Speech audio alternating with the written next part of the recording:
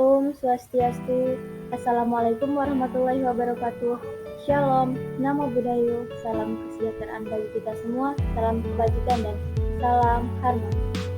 Perkenalkan, kami dari kelompok 7 akan mempresentasikan mengenai materi penyusunan rencana pembelajaran kurikulum 2013. Sebelum masuk kepada materi yang akan dipresentasikan, izinkan saya untuk memperkenalkan anggota kelompok saya, yaitu yang pertama, saya sendiri atas nama Wirayanti Nona Alor Usman dengan NIM 2211021005 dan rekan saya yaitu Okti Nia Ramdhani dengan NIM 2211021009. Submateri yang akan kami bahas yaitu yang pertama pengertian RPP Kurikulum 13, yang kedua komponen-komponen RPP Kurikulum 13, yang ketiga prinsip-prinsip penyusunan RPP Kurikulum 13, yang keempat pelaksanaan pembelajaran berdasarkan RPP Kurikulum 13, dan yang terakhir penilaian proses dan hasil pembelajaran RPP Kurikulum 13. Materi pertama yaitu mengenai pengertian RPP akan dijelaskan oleh saya sendiri. RPP atau Rencana Pelaksanaan Pembelajaran adalah rencana kegiatan pembelajaran tatap muka untuk satu pertemuan atau lebih. RPP dikembangkan dari silabus untuk mengarahkan kegiatan pembelajaran peserta didik dalam upaya mencapai kompetensi dasar. Setiap pendidik pada satuan pendidikan berkewajiban menyusun RPP secara lengkap dan sistematis agar pembelajaran berlangsung secara inspiratif, menyenangkan, menantang, efisien, memotivasi peserta didik untuk berpartisipasi aktif, serta memberikan ruang yang cukup bagi prakarsa, kreativitas, dan kemandirian sesuai dengan bakat, minat, dan perkembangan fisik serta psikologis peserta didik. RPP disusun berdasarkan kompetensi dasar atau subtema yang dilaksanakan sekali pertemuan atau lebih. Baik, kita lanjut ke materi yang kedua yaitu komponen-komponen RPP Kurikulum 13. Yang pertama ada tujuan pembelajaran. Tujuan pembelajaran adalah rumusan kemampuan yang diharapkan dicapai oleh peserta didik setelah mengikuti proses pembelajaran. Tujuan pembelajaran harus sesuai dengan kompetensi dasar yang ditetapkan dalam silabus dan kurikulum 2013. Tujuan pembelajaran harus ditulis secara spesifik, terukur, dan dapat dicapai, realistis, dan memiliki batas waktu. Tujuan pembelajaran harus mencakup aspek pengetahuan, keterampilan, dan sikap. Adapun contoh tujuan pembelajaran yaitu seperti setelah mengikuti pembelajaran ini, peserta didik dapat menjelaskan konsep dasar listrik statis dengan menggunakan hukum Coulomb dan menyebutkan contoh penerapannya dalam kehidupan sehari-hari. Yang kedua, ada langkah-langkah atau kegiatan pembelajaran. Adalah urutan kegiatan yang dilakukan oleh pendidik dan peserta didik dalam proses pembelajaran untuk mencapai tujuan pembelajaran. Langkah-langkah pembelajaran harus sesuai dengan prinsip-prinsip kurikulum 2013, yaitu relevan, fleksibel, efektif, integratif, tematik, saintifik, kontekstual, dan berorientasi pada murid. Langkah-langkah pembelajaran harus mencerminkan model-model pembelajaran yang sesuai dengan karakteristik, mata pelajaran, dan kompetensi yang dinilai. Langkah-langkah pembelajaran harus melibatkan peserta didik secara aktif dalam mengamati, menanya, mengeksplorasi, mengasosiasi, dan mengkomunikasikan hasil belajar. Kemudian yang ketiga ada penilaian pembelajaran atau assessment, adalah proses pengumpulan dan pengolahan informasi untuk mengukur pencapaian hasil belajar peserta didik. Penilaian pembelajaran dilakukan secara otentik, yaitu penilaian yang menggambarkan kemajuan belajar, potensi, dan perkembangan peserta didik secara komprehensif dengan menggunakan berbagai teknik dan instrumen penilaian yang sesuai dengan karakteristik kompetensi yang dinilai. Penilaian pembelajaran meliputi penilaian sikap, pengetahuan, dan keterampilan. Penilaian pembelajaran dilakukan secara berkelanjutan sepanjang tahun pembelajaran dengan menggunakan berbagai sumber informasi yang relevan. Penilaian pembelajaran dimanfaatkan untuk memberikan umpan balik kepada peserta didik, guru, orang tua, atau wali, dan pihak terkait lainnya untuk meningkatkan kualitas pembelajaran. Penilaian pembelajaran dilaporkan dalam bentuk deskripsi kualitatif atau kuantitatif sesuai dengan karakteristik kompetensi yang dinilai.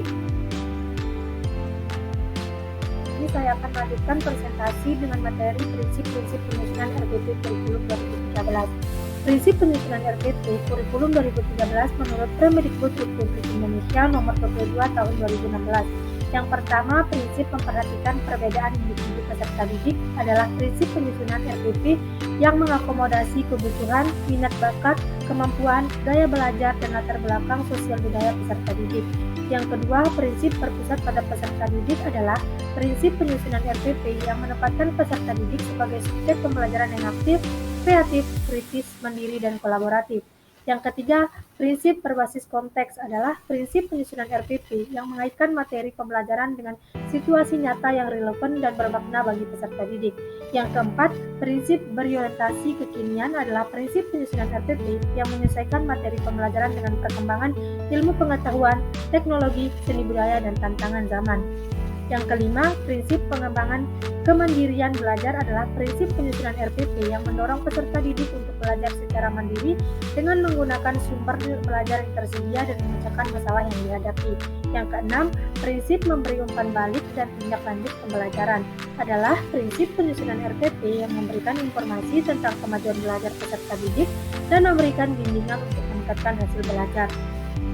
Dan yang terakhir, prinsip memiliki keterkaitan dan keterpaduan antar kompetensi atau antar muatan adalah prinsip penyusunan RPP yang mengintegrasikan kompetensi sikap, pengetahuan, dan keterampilan serta muatan lokal atau lintas mata pelajaran dalam pembelajaran. Baik, di sini kita masuk ke materi yang keempat, yakni pelaksanaan pembelajaran berdasarkan RPP Kurikulum 2013. Pelaksanaan pembelajaran merupakan implementasi dari RPP meliputi kegiatan pendahuluan, inti, dan penutup. Jadi yang pertama yakni kegiatan pendahuluan. Dalam kegiatan pendahuluan, guru wajib menyiapkan peserta didik secara fisik dan fisik untuk mengikuti proses pembelajaran.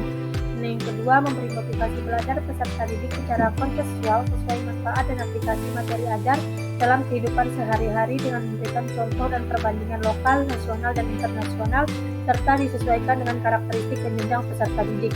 Yang ketiga, mengajukan pertanyaan-pertanyaan yang mengaitkan pengetahuan sebelumnya dengan materi yang akan dipelajari. Dan yang keempat, menjelaskan tujuan pembelajaran atau kompetensi dasar yang akan dicapai. Dan yang kelima, menyampaikan cakupan materi dan penjelasan uraian kegiatan sesuai silabus. Dan materi yang kedua yakni kegiatan inti. Kegiatan inti menggunakan model pembelajaran, metode pembelajaran, media pembelajaran, dan sumber belajar yang disesuaikan dengan karakteristik peserta didik dan mata pembelajaran. Yang pertama, sikap sesuai dengan karakteristik sikap, maka salah satu alternatif yang dipilih adalah proses afeksi mulai dari menerima, menjalankan, menghargai, menghayati, hingga mengamalkan. Dan yang kedua, pengetahuan. Pengetahuan dimiliki melalui aktivitas mengetahui, memahami, menerapkan, menganalisis, mengevaluasi, hingga mencipta. Karakteristik aktivitas belajar dalam domain pengetahuan ini memiliki perbedaan dan kesamaan dengan aktivitas belajar dalam domain keterampilan. Dan materi yang ketiga yakni kegiatan penutup. Dalam kegiatan penutup, guru bersama peserta didik baik secara individual maupun kelompok melakukan refleksi untuk mengevaluasi seluruh rangkaian aktivitas pembelajaran dan hasil-hasil yang diperoleh untuk selanjutnya secara bersama menemukan manfaat langsung maupun tidak langsung dari hasil pembelajaran yang telah berlangsung dan memberikan umpan balik terhadap proses dan hasil pembelajaran, melakukan kegiatan tindak lanjut dalam bentuk pemberian tugas baik tugas individual maupun kelompok. Dan yang terakhir yakni menginformasikan rencana kegiatan pembelajaran untuk pertemuan berikutnya. Materi yang kelima yakni penilaian proses dan hasil pembelajaran. Penilaian proses dan hasil pembelajaran menurut Permendikbud Republik Indonesia Nomor 22 Tahun 2016. Yang pertama, penilaian proses dan hasil pembelajaran adalah proses pengumpulan dan pengolahan informasi untuk mengukur pencapaian hasil belajar peserta didik. Yang kedua, penilaian proses dan hasil pembelajaran dilakukan secara otentik, yaitu penilaian yang menggambarkan kemajuan belajar, potensi, dan perkembangan peserta didik secara komprehensif dengan menggunakan berbagai teknik dan instrumen penilaian yang sesuai dengan karakteristik kompetensi yang dinilai. Dan yang ketiga, penilaian proses dan hasil pembelajaran meliputi penilaian sikap, pengetahuan, dan keterampilan. Yang keempat, penilaian sikap dilakukan melalui observasi, penilaian diri, penilaian antar teman, jurnal, dan portofolio. Yang kelima, penilaian pengetahuan dilakukan melalui tes tertulis, tes tulisan, penugasan, portofolio, proyek, dan kinerja. Dan yang ketujuh, penilaian proses dan hasil pembelajaran dilakukan secara berkelanjutan sepanjang tahun pelajaran dengan menggunakan berbagai sumber informasi yang relevan. Yang ketujuh, penilaian proses dan hasil pembelajaran dimanfaatkan untuk memberikan umpan balik kepada peserta didik, guru, orang tua atau wali, dan pihak terkait lainnya untuk meningkatkan kualitas pembelajaran. Dan yang terakhir, yakni penilaian proses dan hasil pembelajaran harus sesuai dengan prinsip-prinsip penilaian yang meliputi edukatif, akuntabel, transparan, objektif, adil, autentik, terpadu, komprehensif, sistematis, berkelanjutan, dan bermakna. Sekian materi dari saya dan akan dilanjutkan oleh rekan saya. Baik, kita masuk ke kesimpulan. Kesimpulannya yaitu yang pertama, RPP menurut Permendikbud nomor 22 tahun 2016 adalah rencana kegiatan pembelajaran tatap muka untuk satu pertemuan atau lebih yang mencakup tujuan pembelajaran, langkah-langkah atau kegiatan pembelajaran, dan penilaian pembelajaran atau asesmen.